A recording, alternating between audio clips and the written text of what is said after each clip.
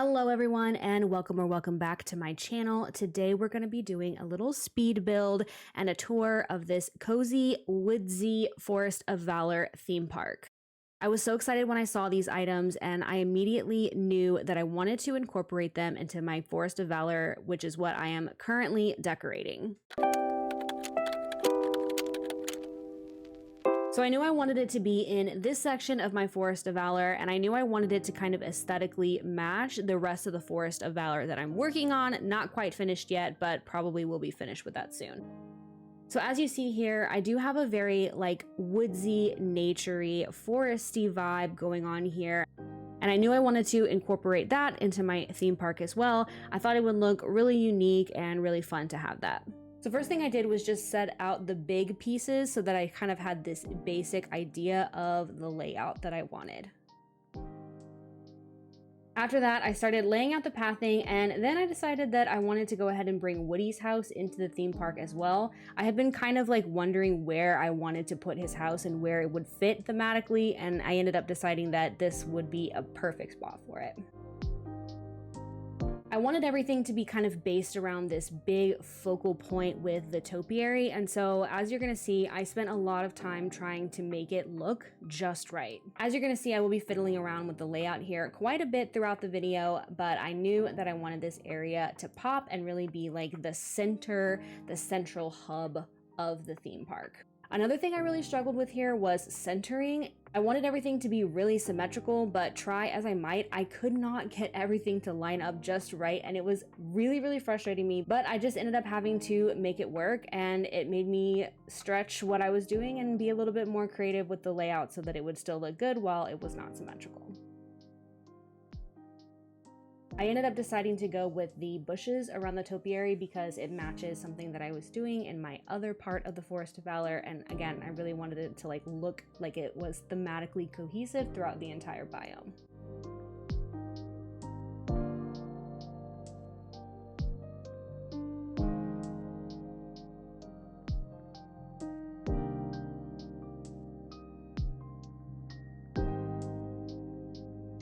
These theme park items are so flippin' cute. I really feel like we got spoiled with this star path. This one is probably definitely one of my favorites that we've had so far, and it really came at a good time because I was very indecisive about what I was gonna put in this section of the Forest of Valor. I really had no idea what I was gonna do, so this ended up coming at a very perfect time, and I really love the way it all turned out.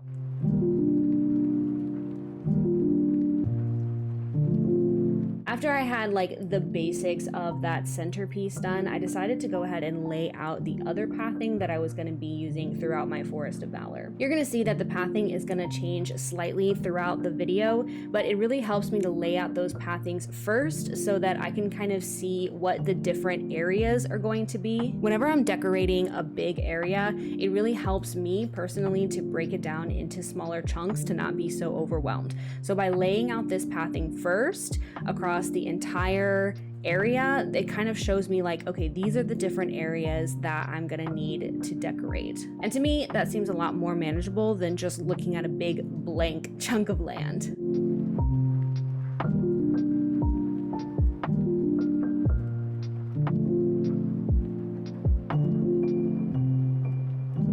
Now that the big chunks are done, I'm gonna go in with some greenery and start laying out some trees. I feel like it's always a little bit risky business to put your trees out as early as I do because it does make it really hard to see as you're doing the rest of your decorating. But because trees are such a focal point in this build, it really felt right to go ahead and do a lot of them first.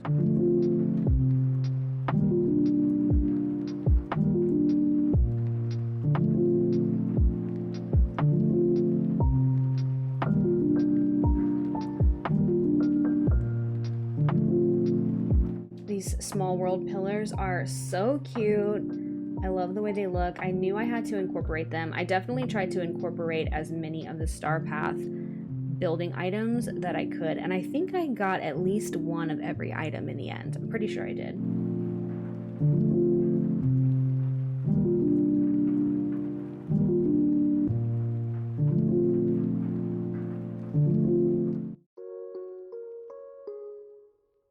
just tweaking these little bushes. I was really struggling with this part and I just could not make it look how I wanted it to look. I was really struggling with like the trees and not being able to put things as close together as I would want to. We need a move objects cheat in this game.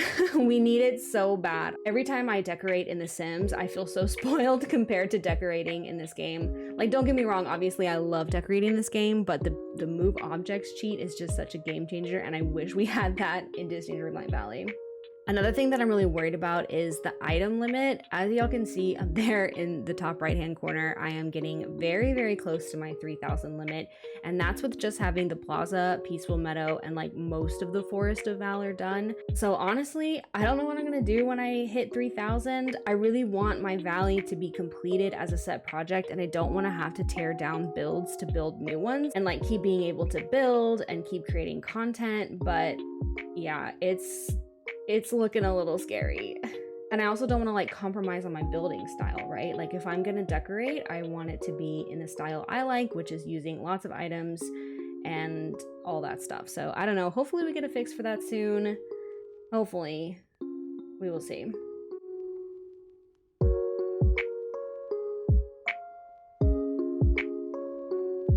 At this point, I was pretty happy with my centerpiece. I will change it up a little bit later, but then I started working on the more naturey elements, which I was really excited about because that's kind of like my favorite thing. That's kind of my bread and butter, I guess.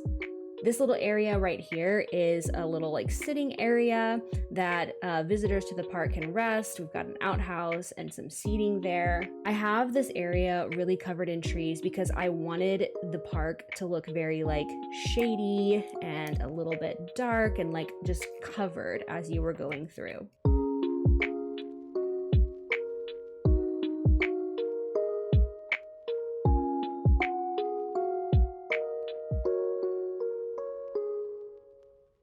It was really fun to just kind of create all of these little small cozy nooks in different parts of the park. The way that I did the pathing kind of a little bit curvy, I think provided a lot of opportunities to have these like little small areas, kind of like this one right here, where you just have like some trees and some naturey stuff kind of tucked there in between the path.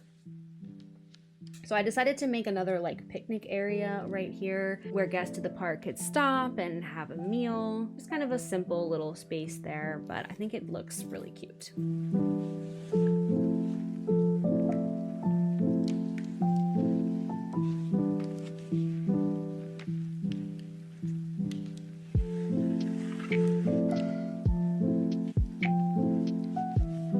Course, adding in more trees, more bushes, more underbrush. I was living my best life here.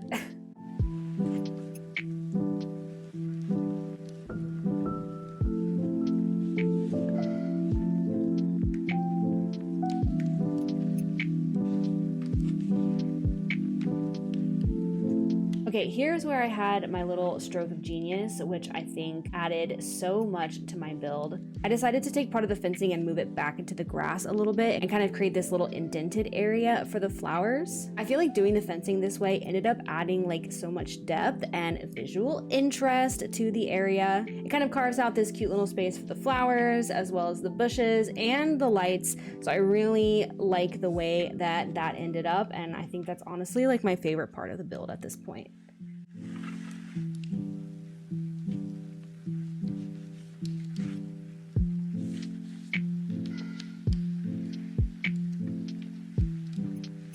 Okay, so now with the other side done, we're gonna come around to this side. I did end up having to move this pathing a little bit to accommodate changes that I made in the main section of the build. This little area was very small, but very cute. I was very happy. I wanted to put like a little seating at the end of it right here, along with, of course, lots of natural elements, lots of shade. The goal was to create a lot of like windy walkways.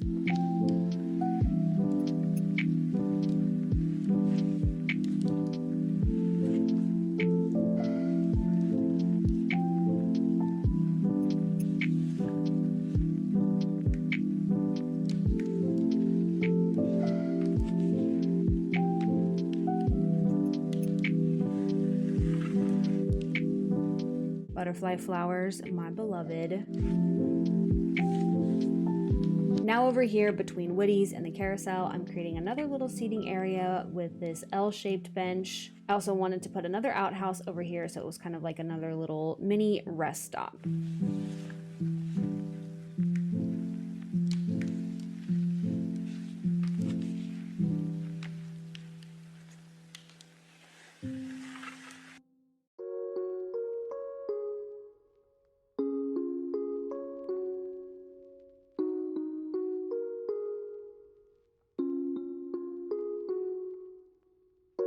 Now we're over here towards the back of the build, just kind of finishing up this little connecting area that connects the left side with the right side. I really do love this accessory stand right here towards the back of the main centerpiece. I think it looks really cute and cozy, and I just really love the way that that turned out.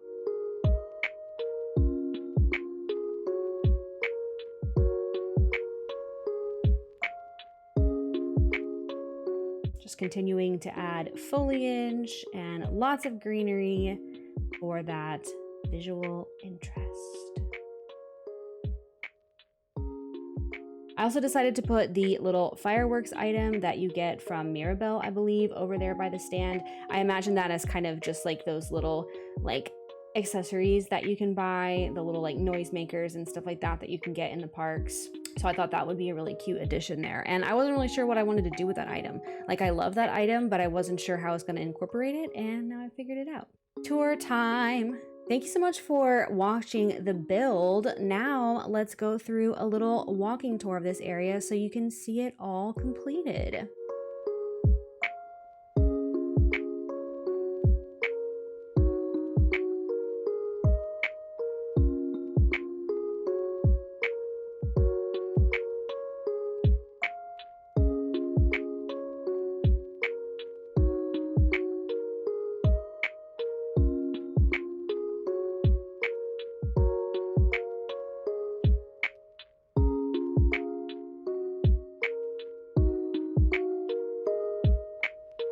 As we're finishing up the video here, I want to remind you to like and subscribe so that you never miss a video. Next up is going to be my full Forest of Valor tour as soon as I finish that.